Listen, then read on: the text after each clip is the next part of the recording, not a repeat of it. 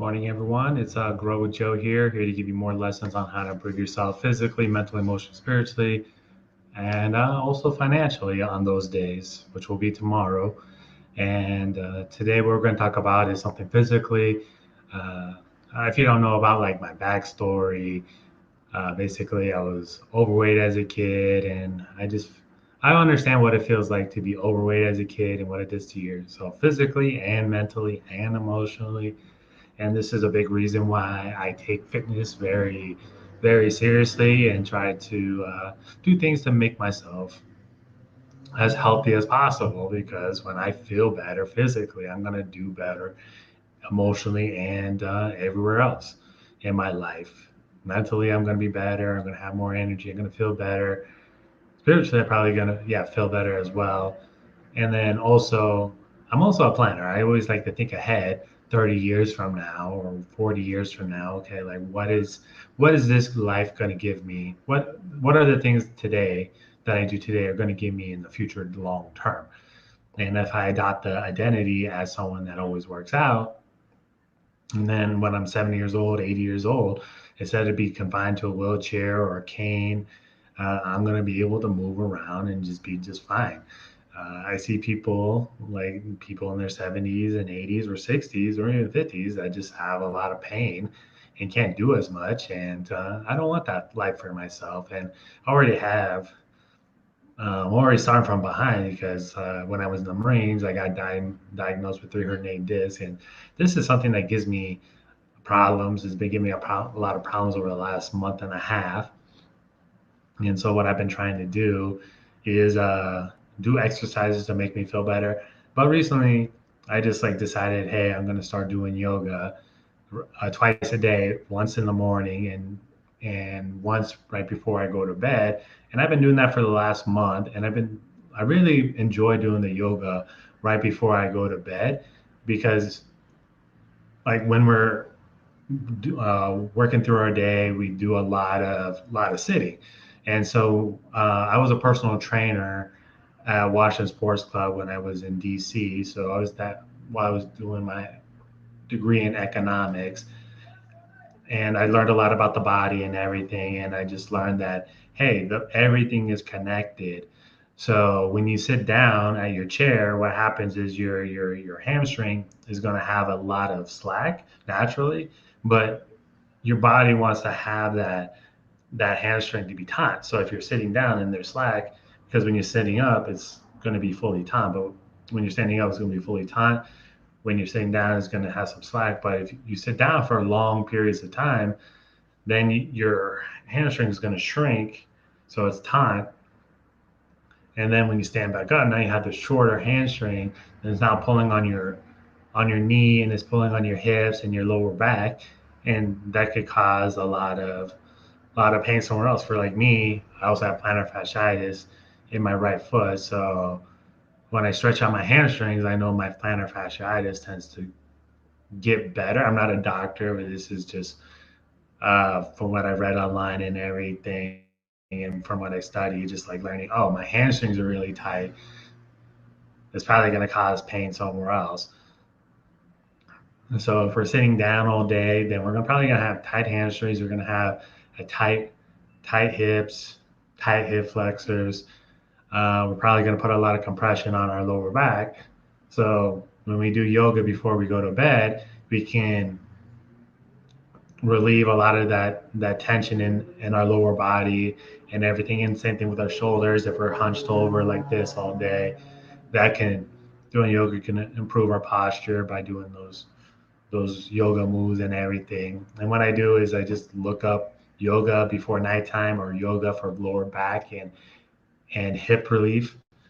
Tons of great videos. You're just gonna do a lot of like pigeon pose and everything. I like to follow along instead of just doing it myself. Just makes it a nice little practice for myself. But yeah, just doing that for the last month, my hamstrings were super tight, my calves were super tight, and I just noticed that hey, I feel a lot better than I did a month and a half ago. Plus, my core is getting stronger from what I've noticed. I guess quarantine caused me to get a little lazy and not do as much stretching or as much exercises as possible. So I'm trying to change that now. I'm 34 years old, so I want to make sure I have as many go-go years as possible as well. So what I would recommend is to set up a routine and just try it for a month. Just try to do a 15-minute video if you can. If you, even better, a 30-minute video, just where you go through a full stretching routine, and it should give you a lot of benefits. And one other great thing I noticed about doing yoga before I go to bed is I go to sleep a lot faster. I don't know, when you go through that routine, you hear the music, and you're not thinking about anything except doing the moves right there and just breathing in, breathing out in the practice, and yeah, it's just very relaxing. So, and you're not gonna get sweaty if you just do like the gentle yoga poses and everything. You're not holding a plank, and you're not doing those warrior poses and everything. If you're just doing like pigeon pose and the downward dog, and yeah, you're not gonna get too sweaty unless you're in a hot place where it's humid, like on the coast or something. Well, right now it's the wintertime, so it's not that big of a deal. Yeah, so it really helps wind me down when I do my yoga at night. And then I also like to do it in the morning, right after like a 15-minute stretching or 30-minute. I'm going to do a 30-minute right after this video. But like, yeah, just we're probably, everyone's probably really tight. So doing some yoga, doing those cobra poses to decompress your lower back and other things to help, doing those twists to help your back out. Back pain is something like affects like 60% or 70% of folks and everything. And a lot of that has to do, it's not, if it's your lower back, it's usually your hips. People have a lot of weak hips and tight hamstrings and tight calves as well. So those can just really cause your back to overwork itself. So if you look at the body, every joint has its own purpose. So you have your foot for stability, ankle for mobility, your knee for stability, your hips for mobility, lower back for stability, your thoracic spine right here um, for mobility, your shoulder blades are for stability, your your shoulders for mobility, elbow for stability, wrist for mobility, hands for palms of your hands for mobility, for stability. Your fingers are mobile. So it's mobile, stable, mobile, stable. So it's something. So if your hips are underdeveloped, a good way to strengthen the hips is doing clamshells and fire hydrants. And there's some yoga poses where you just hold a yogi pose. Yeah, that will definitely strengthen your hips as well. And the key thing is you want to stay in balance. And when we're out of balance, what happens is then some other part has to overwork. It's have to has to do more work to compensate for that weak area part, and then it's going to become an overuse injury, and then it causes other problems. So if you're having pain somewhere, like in your knee, it's probably somewhere else. It's not your knee. It's probably your hamstrings or your hips, or it could be something with your foot. I don't know what it is. I'm not a professional doctor. I'm not a physical therapist. uh, Interesting. I wanted to become a physical therapist, but didn't do very well in chemistry, and then also didn't really like. I didn't really want to be in that model anyway, business model, anyways. After going to physical therapy for my back, but like, yeah, just one do yoga even if it's not at night. Do it in the morning or afternoon. Do something where you're stretching for 15, 20 minutes, 30 minutes, so you can get back in balance. Probably have the tightest hamstrings, probably have tight hips that need to be released. And then also it's a good rest. Like we shouldn't be on go for 50, we shouldn't be on go for 20 hours a day. We should probably take some time to slow things down. No, we're not going 100 miles per hour. Let's go 10 miles per hour for 30 minutes. And if you don't have 30 minutes, there's other problems in your life that need to be addressed. And And the idea is you got to take time for recovery. Recovery is super important, and reflection, so that you can figure out what's going on in your life and then hopefully improve your life.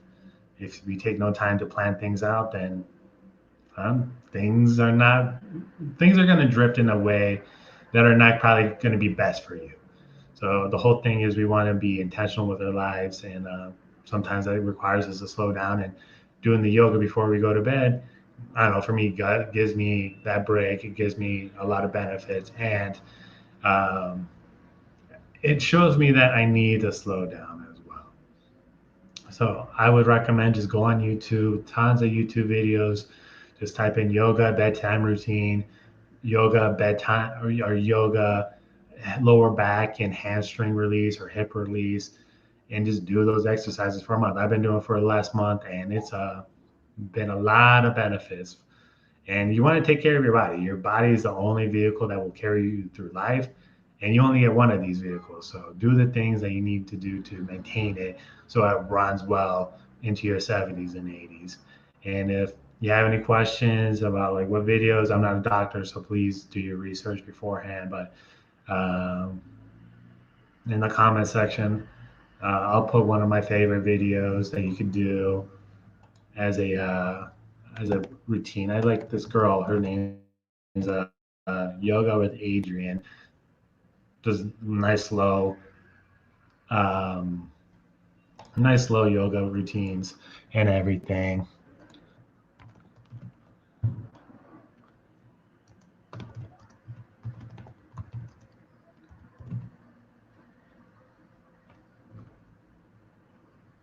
So I'm about to find that right now.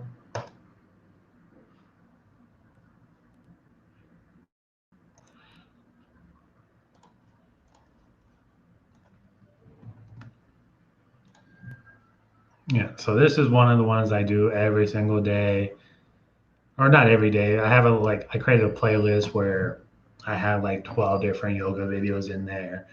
So if you do that, that should do a lot of help.